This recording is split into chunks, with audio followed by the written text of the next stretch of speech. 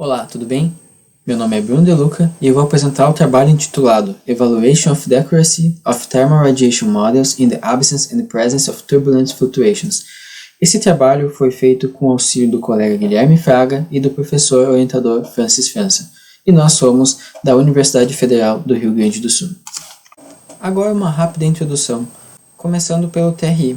O TRI significa interação turbulência-radiação.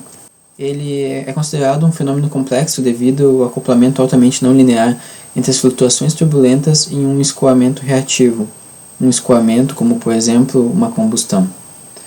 Quando a gente negligencia essas flutuações, pode ocasionar grandes erros. Esses erros, eles basicamente são uma diferença entre os valores reais dos valores calculados. Esse trabalho tem como objetivo testar a curiosidade de diferentes modelos WSGG quando os mesmos forem submetidos a esses efeitos da turbulência, ou seja, a flutuações turbulentas e um escoamento reativo. O domínio utilizado foi o line of sight, ou seja, a linha de visão, e eles foram simulados então para diferentes níveis de turbulência ou diferentes intensidades de turbulência, assim podendo descobrir quais são os erros provenientes de cada uma dessas diferentes intensidades. E para comparação, foi proposto então a utilização do método LBL como método benchmark. Um pouco da metodologia, onde começamos pela radiação térmica. Aqui está sendo demonstrada a equação da transferência radiativa para uma condição de não espalhamento. E então o método LBL, Line by Line Integration, que ele consiste então em resolver a intensidade espectral ao longo de um caminho, porém ele resolve para todo o espectro, ou seja, para diversas posições espectrais. E no final, então, é integrado em todo o espectro, obtendo a intensidade total. Dando continuidade, aqui temos o WSGG, The Weighted Sun Gray Gases Model, ou seja, o modelo dos gases cinza, onde ele é resolvido através da análise de diferentes porções de gases cinza, considerados como porções J, e através de uma integração dessas diferentes porções, é então chegado ao final, ou seja, a total intensidade, realizada através do somatório de todas essas porções, conforme demonstrado na equação abaixo. Logo em sequência também falar novamente um pouco mais sobre o TRI, que é a interação turbulência-radiação, que junta esses dois aspectos. Ela é considerada um fenômeno complexo devido ao acoplamento altamente não linear entre as flutuações das temperaturas e composição de campo médio, ou seja, o TRI é a união dos efeitos da turbulência com os efeitos da radiação. Quando trazemos as flutuações turbulentas a um escoamento através da média temporal da RTE, são obtidos termos flutuantes e termos médios. Através da RTE, então fazendo a utilização da OTFA, é possível simplificar os termos relacionados à absorção, restando apenas os termos da emissão. E para descrever a total emissão radiativa, nesse trabalho foi considerado o modelo desenvolvido por Snegrev, onde então o termo IB foi considerado como a total emissão avaliada na temperatura local, enquanto há duas constantes do TRI 1 e 2. Utilizando então a segunda constante, assim como Snegrev estipulou igual a zero, pode-se então negligenciar a última parte do equacionamento, restando apenas um pequeno pedaço da equação, conforme demonstrado no primeiro conjunto de equações desse slide.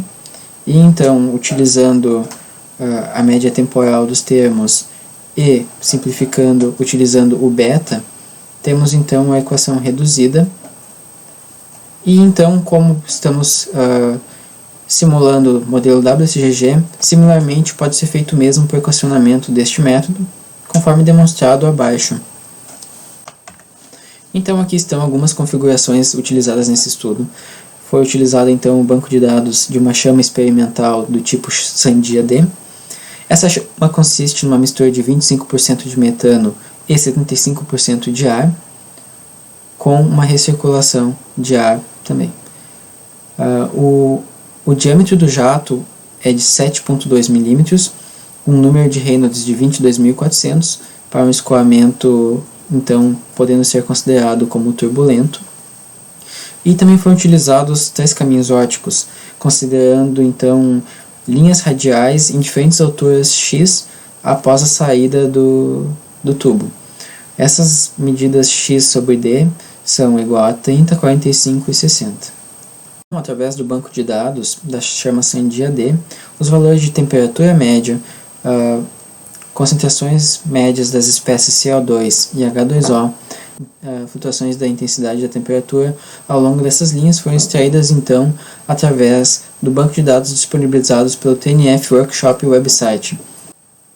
Aqui abaixo temos algumas figuras que representam primeiramente as temperaturas principais para essas 3 posições, logo em sequência as concentrações médias das espécies e por último então as flutuações de intensidade de temperatura para cada uma das 3 posições utilizadas. Aqui alguns resultados do trabalho. Após simular a metodologia LBL como o standard benchmark desse trabalho, foram simulados outros 4 modelos WXG com diferentes formulações: Cassol 2014, Doigon 2013, IN 2013 e Kenguan-Pompan 2012. A presença das flutuações turbulentas, ou seja, a presença do TRI em todos os quatro métodos, resultaram em um aumento médio de aproximadamente 70% na intensidade radiativa total média. Abaixo, algumas figuras demonstram esses resultados para as 3 diferentes posições radiais, onde podemos observar perfis com presença de TRI comparados aos que não levam às flutuações. Analisando separadamente esses 4 modelos WXG, podemos avaliar a curiosidade deles através de valores de erros médios e erros máximos. Aqui, em ordem, estão IN como o modelo que teve uma maior curiosidade entre os 4 modelos WXG, seguido por Kenguan-Pompan, Doigon e Cassol.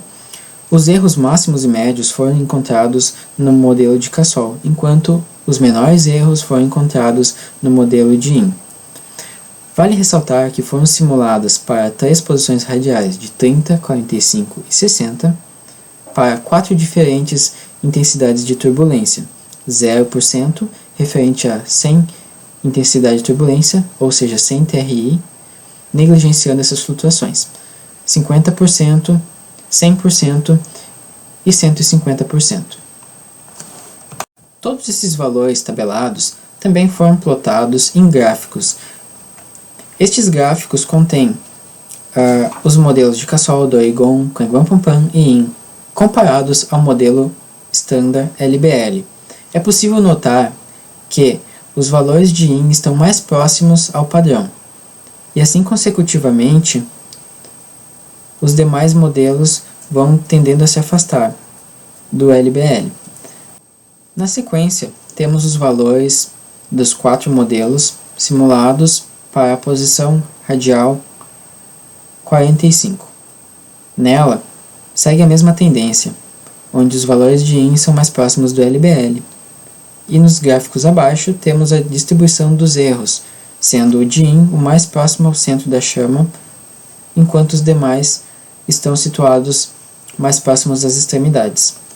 E aqui por último, os valores para a posição radial x sobre d igual a 60, onde ele tende aos valores anteriores das demais posições, respeitando então essa sequência. E aqui então algumas conclusões deste trabalho. Os resultados mostram que as flutuações turbulentas afetam o campo de temperatura, levando a um aumento da intensidade radiativa quando elas são consideradas. Em geral, as flutuações agem de forma a diminuir os erros do WXG quando comparados ao LBL.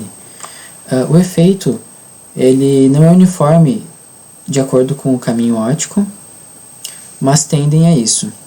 Quando comparamos os 4 modelos WXG, o modelo de IN teve resultados mais acurados, seguido por Kenguan-Pompan, onde ambos juntos têm uma média de erro em torno de 3%. Doigon obteve resultados um pouco além, onde ainda são resultados bons, porém menos acurados que estes dois acima citados. Já Cassol teve os resultados menos acurados, porém ainda são resultados condizentes com o modelo. A metodologia de Cassol pode ter gerado resultados diferentes por conta de ele utilizar uma metodologia de superposição, onde ele trata os coeficientes das espécies químicas de forma diferente das outras metodologias aqui citadas. Através desses resultados, foi então possível identificar a acurácia dos diferentes modelos, onde foi possível provar que, quando negligenciamos as flutuações turbulentas, obtemos grandes erros maiores para menos utilizações das flutuações, ou seja, mais distantes do caso real. Aqui estão algumas referências minhas, como Cassol, Coelho, Doigon, Kangwan-Pompan, Modest, Snegiev e In. Gostaria de agradecer então pela atenção, e aqui eu encerro meu trabalho.